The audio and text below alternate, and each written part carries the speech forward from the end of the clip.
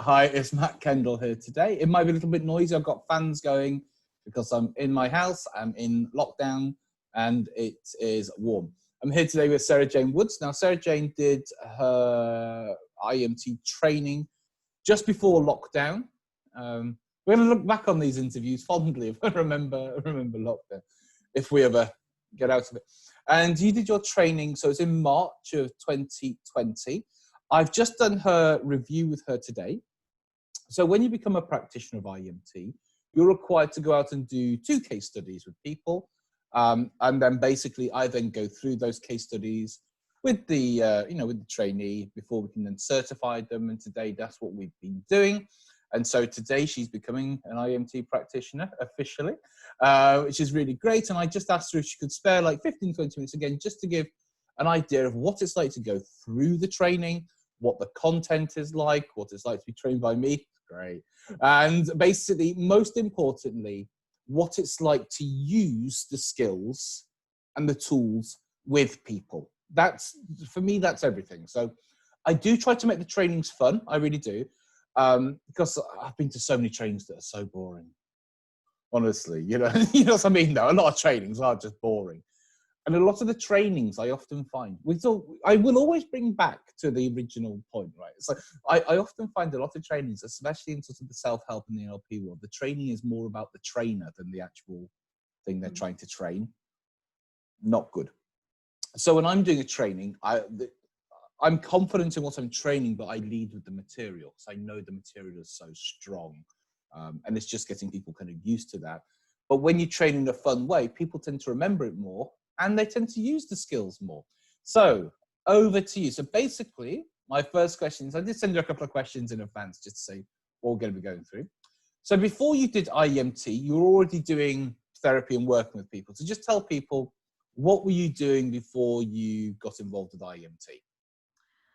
So before I got involved with IEMT, I was a life coach. Well, I still am a life coach for women. So primarily working with women through stress, anxiety, overwhelm. I have dabbled with hypnotherapy, which I don't actually provide, and NLP. I'm an NLP practitioner. So yes. Okay. So you've been doing that. Can I ask you for how long you've been doing that and sort of what context you've been sort of doing it, or? Yep. So I have been studying for about 3 years, Okay. going through my own journey as well, as we do as practitioners. We have to kind of apply this to ourselves. Of course. So I've been doing that for about 3 years, and I gained my NLP practitioner certificate and my life coaching certificate last June. So Okay. June 2019. So relatively new to the area. Prior to that, I worked in health and social care. Okay. Project manager. So Okay. and I've worked for public services for the last 12 to 15 years. I'd be interesting to speak with you, probably not on this conversation, about how you would feel about introducing things like IEMT into those sectors. I've been speaking with some people recently who work within the NHS offering mental health services, just saying the amount of money, time and people we could save by bringing IEMT into some of their clinics. Anyway, that's a different day. So let me ask you, so you're doing, your life coaching, you've been, your background in social and healthcare, and you've been doing a bit of hypnotherapy, but more of your NLP practitioner you've been studying for. How did you hear about IEMT? What was your introduction to it? So in one of the coaching groups, I had a friend called Mandy Bridge. She's you're well known to you, I know, and she discovered IEMT as she was going through some trauma, or she had been through some trauma in her life, and she raved about it. And I just thought there must be something to this. Mandy doesn't switch on to things that aren't good. So, and the more I learned about it, so I did some background reading, and the more I learned about it, the more I thought, this makes sense. It absolutely makes sense. Because what I find with some clients is a lot of the women that I help are often in tears within the first session. They've held on to things for so long, and they have a lot of emotion. Now, being able to use that emotion and be able to get to the nub of the problem is really, really exciting for me, and it really helps make that change really, really quick and easy. And then the life coaching is just a breeze. It just happens because, you know, a lot of women come to me with low self-worth, low self-esteem, low self-belief, and yeah, it just makes that so much easier, and people can move on much faster. So I loved it. Of course. So you did some background reading, and did you watch any of the videos and the stuff that I'd done, or any of the content? So excellent. So it's come full circle right here. So you watched some videos and stuff, and then you came along, because I spoke to you, and you were just already like, you didn't really have any questions. You were just, I just want to come and do it, you know, because you'd already spoken with Mandy. And if people don't know who Mandy is, just check where you're watching this on Facebook or YouTube, wherever it might be. I've done 3 interviews with Mandy. I did an interview with her about being my client. I'm recovering, or helping to recover from PTSD, because she was sexually assaulted and her house was firebombed. And then, I didn't even know at the time. I didn't know this until the interview. And then we did an interview with her like we're doing now about doing a practitioner. Then I've done an interview with her more recently, because she's worked with 60 clients since, you know, she has a very high work rate, and she's fully booked now for about 6 weeks in advance, I believe. She's always so busy with IEMT. So you knew you wanted to come and do the course. You came to London, because obviously I used to do the trainings in person. I will be offering the trainings online in future, and also hopefully going back to doing in-person training as well. So you came along to do the training. So basically, I wanted to talk about what you thought about the training style, what you thought about the format of the training, what you thought about the techniques, and generally, what was it like? Because it's a 2-day training. Online, it might be 3. But what was it like? What did you see in the room? What did you kind of witness? And just go. What was it like? Go. All those questions. Well, turning up to a centre which I'd never been to, in the middle of London, for a little country. My clinic in London Bridge, yeah. Indeed. So I'm very much a country girl. I'm born and bred in Dorset, and so coming up to London for me is a big thing. But I came in, and you made us feel very welcome straight away, which was lovely. And I met some amazing people there, which we're all doing the course as well. So that was a really nice sort of grounding to start with. The course itself, the content was really, really well laid out, and really. I think because I'd studied NLP, it really just made sense. It just all slotted in beautifully, and it all made sense while you were teaching us the material. And then when we started to practice it, we really started to see how it worked and experience it for ourselves as well. So I don't know if you remember, but I had an experience in there where I'd been working with another trainee, and I had this overwhelming experience of being disappointed, or being disappointing to my family, and I was very, very sad, and I couldn't stop crying, and you took me to the front of the room, and you did this. All right, okay. and within minutes I was laughing again, and I was fine, you know. And that's really been a big change around for me, you know, in everything that I do and think. So that for me was a really big eye-opening moment for me to actually experience it for myself.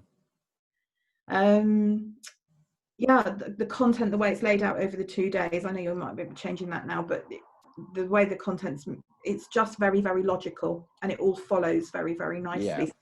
That really helps me with my process brain, so that really helps very, very much. The second day, the identity work is mind-blowing, absolutely mind-blowing. It's something that I'd never done before, and the people that I helped on the case studies hadn't done before, and it is very, very, I think it's really, really key now. I think identity is a huge thing now, for people, because we're losing our identities around our work and all sorts of things. So I think identity is really an awful lot around sort of this lockdown. Yeah. We've had a lot of identity issues around lockdown. enormously. So that resonated very much with me, and I did that about a different issue for me. So when we were practicing that, I did that on a different issue. That has made a lot of difference in my life already. Excellent. Yes, it was. I can't highly recommend it enough. It was really great.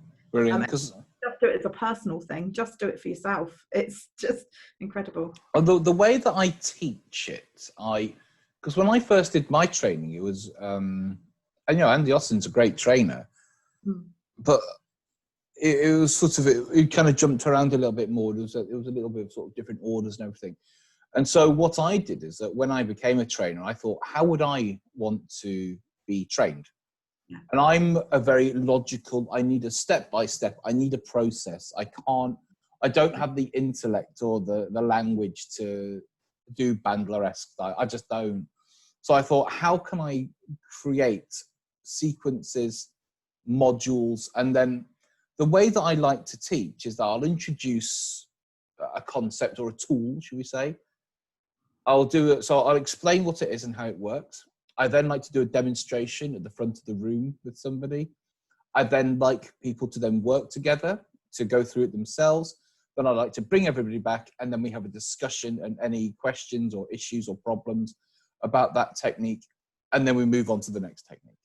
So it's all very segmented. And the way that I teach the weekend, because IEMT is essentially a 2-session protocol with clients.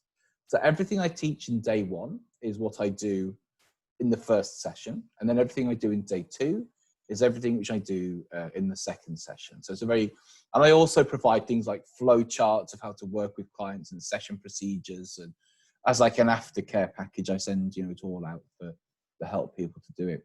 So it was 2 days. And just if people don't know, the first day, we look at the patterns of chronicity, so why people stay stuck. Then we look at using the simple pattern for a stagnant memory or just a singular memory. And then we look at the complex pattern, which is to do with an emotion and going back to the imprints and working on different emotional imprints. We also do the 3 pillars, and it depends on what training you're on. I'll either do the PTSD that day or the next morning. And then the next day, like I say, it's either the PTSD first thing, also the episodic time as you move people on, which is I've been using that a lot recently.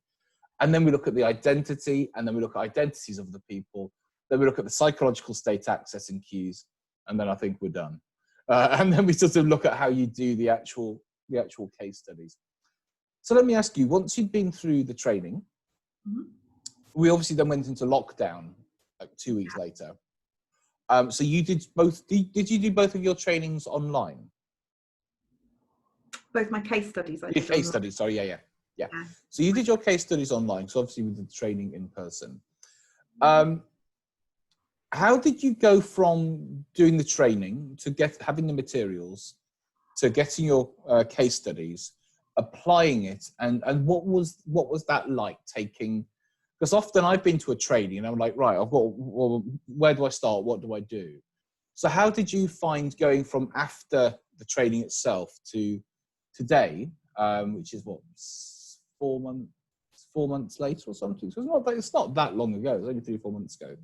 So from taking obviously this bulk of information to actually using it yourself. So basically, what was it like? And just take us through it. So obviously we went into lockdown straight afterwards. So it was like, oh no, you tell us that we can't use this online. So it was like, we can't case studies online. So that was a bit disappointing because I really wanted to get on with it. Yeah. So I kind of parked it and I thought, okay, that's fine. I'll just need to do that when we come back out of lockdown. I'll just park it for the time being. Of course, a lot of you advise us quite rightly to do our case studies straight away so that actually the memories are fresh, and we do that straight away. So it was about 2 months, I think, May, when it was decided that we could actually do we got the go ahead. So then it was like, oh right, I've got to pick it up again now. So I was kind of sort of sidetracked down something else. So I had to literally read through everything, watch everything that I could again, re-familiarize myself with the materials, with the flow charts, with everything else. But everything you provided was excellent, Matt. It was just so easy to pick it up and redo it. So it was almost like reliving that memory.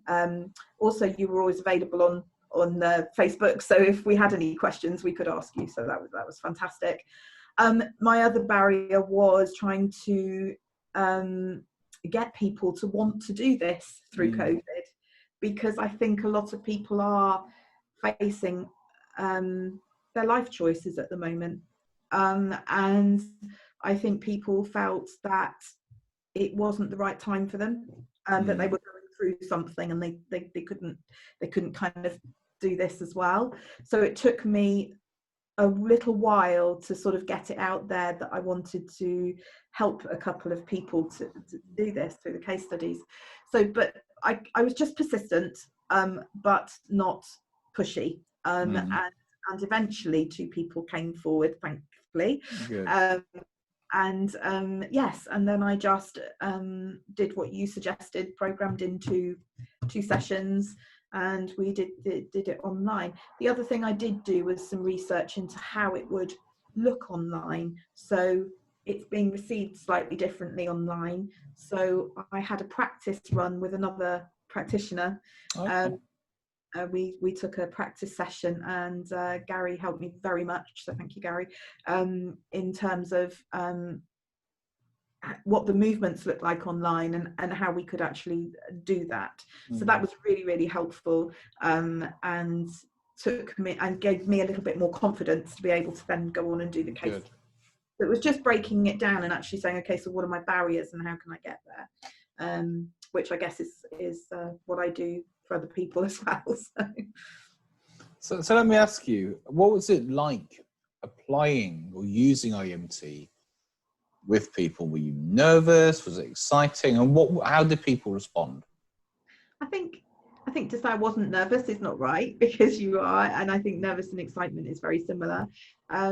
I was excited to use it because I knew how powerful it was in my own life. Yeah. So actually being able to help other people with it is just such a honor and a privilege. Yeah, to see people's reaction and people's almost like light bulbs going off, you know, just this kind of, that's why, you know, and it's just such a joy to be able to help people in that way, that I can't wait to just go out there and do more. So let me ask you, what are your plans for the future? I know I've just seen you're looking to work from a room and stuff as well. How do you see using IEMT with your current coaching and NLP business? How do you think you're going to bring those kind of 2 together? Well, I think it's going to be integrated straight into what I do. I think it's going to be the primary modality, as we call it in therapy land, for me to do. Here in Dorset, we have a lot of different therapies around, but IEMT is not much known here. So, and with my connections within the NHS and social care, I would love to work with people on the front line, because that's my kind of passion. It always has been. And I'd really like to help people who help other people, really, because, you know, there is a transference of trauma into these people's lives and they don't tend to take care of themselves. They take care of everybody else and they don't take care of themselves. So for me, it's about providing a service that helps them to flourish, really, and to be themselves, and to be able to help others, but from a much more relaxed and you know, a better way of being for themselves too, so they look after themselves. That's great. And I don't know if it was Gary Pignon that you worked with. Yes, it was Gary. Yeah, okay. So Gary, he ex-policeman, I believe, yes. And he, very similar to yourself, he's working with servicemen, so police, ambulance, fire brigade, and all kind of frontline service staff who have been through trauma, and that's how he's sort of specializing as well, which is really good. And yeah, just saying, obviously, you know, with your work in the NHS, how would you like to see IEMT progress in the NHS? If it, obviously it's not in there at the moment. EMDR, I'm not quite sure what the, you know, how it works, but I know that EMDR is sometimes provided for trauma recovery. And I think you get about 6 to 12 sessions. I'm not an expert on EMDR by any means. But how would you like to see IEMT being used, if it could be used in, would you see it being used on the staff or the patients, or how would you like to see it being involved in a company like the NHS or organisation? For me, it's about helping the staff. I think it's primarily to be able to enable them to be able to do their jobs without, you know, even working in a frontline service as an administrator actually can be quite traumatic working with the general public. So because you overhear things, and people are quite abusive to you at times when working on the front line.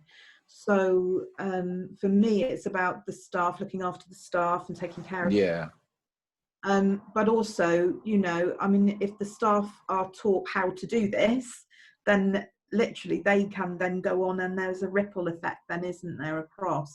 The difficulty is, without being in nice guidelines, it's very difficult to, you might get 1 or 2 NHS practitioners, GPs, for example, who might come in and say, yes, I'm going to send you some referrals because actually what you do is good. But getting that foot in the door is really, really hard. So what I'm intending to do is I'm just starting a podcast around demystifying therapy. So therapy is a dirty word, really. A lot of people think of it as a dirty word around, well, you know, I've been to a therapist, and actually, you know, it's shameful, that it creates shame and guilt and this kind of thing. Whereas actually it should be just as easy as booking a dental appointment. You know, we don't let a tooth fester, do we? We don't let a tooth go through that horrible, you know, until we get an abscess. Well, some people might, but until you get the abscess, and then you have to sort something out. What we do is we go every 6 months. We have preventative care, and actually well-being. I like to call myself a well-being practitioner because I like to keep people well. Yeah. You know, that's what it is. So my passion is about just making sure that people have access to well-being, proper well-being services that can really help them very, very quickly to recover and to move on. And the cost of stress and illness and trauma within public service is massive. Absolutely massive. So, you know, I think 80% of stress cases are with people from public services. I think there's something around, I'm not very good with facts and figures, but that really shocked me when I got into life coaching and NLP, was actually stress huge in public services. I can imagine. I couldn't do it. I couldn't. No way. Okay, so there's going to be some people watching here today who are just doing what you were doing 6 months or whatever ago, and researching either myself or IEMT, or either to have, or basically to train for. Obviously, I do private sessions. I don't do, my focus is more on obviously the training. So I've been doing this for a long time. And so now I want to just focus more on like training people, because I can train somebody like you who can go and work with hundreds, if not thousands of people, rather than me working with, you know, sort of a handful. And so there are people who are looking now. Obviously, IEMT is now a CPD approved course as well. So you do get your CPD. I think it's 12 or 14 hours. It depends who you do it with. But it's, you know, this is a CPD accredited course. It's an insured course as well. But then you can now get insurance for IEMT, which you just add on to your existing insurance policy, which I believe is what you're doing at the moment. And so you can offer it out as a service, insured service. And there are some people thinking, should I do this training? Is it for me? It sounds a bit weird using eye movements. It doesn't sound like it'd work. Why would it work? So you're somebody who's been through it. What do you have to say to those people watching who are like, who are just thinking, should I do this? What's it like? What do you have to say to them? If you are one of these people who is stuck with something and you've been trying for so long to sort it out in your head or sort it out anywhere, just do it. It's just a absolute no-brainer. And whether you do it for your own self to get yourself out of wherever you are, or you do it for others, it's just life-changing, absolutely life-changing. And what have you got to lose, really? Nothing. Absolutely. It's 2 days of training. It's really cheap. Well, not cheap, very inexpensive to do. It's not bad. Yeah. And essentially, it's like if you just work with one, maybe two clients who are paying your hourly rate, you've covered the whole training. You've covered the whole training. If people want to come and work with you or connect with you, what's the best way that people can get in contact with you? So my website is sarahjanewoods.com. All my services will be available there, and IEMT will be appearing there very soon. But I'm on social media as well as Flourish with Woods. I have a page on Facebook and Instagram and LinkedIn, or just connect with me, Sarah Jane Woods, on any of the platforms. And I'd be delighted to hear from you. Thank you very much for your time today. Congratulations on becoming a practitioner, and I'll speak to you soon.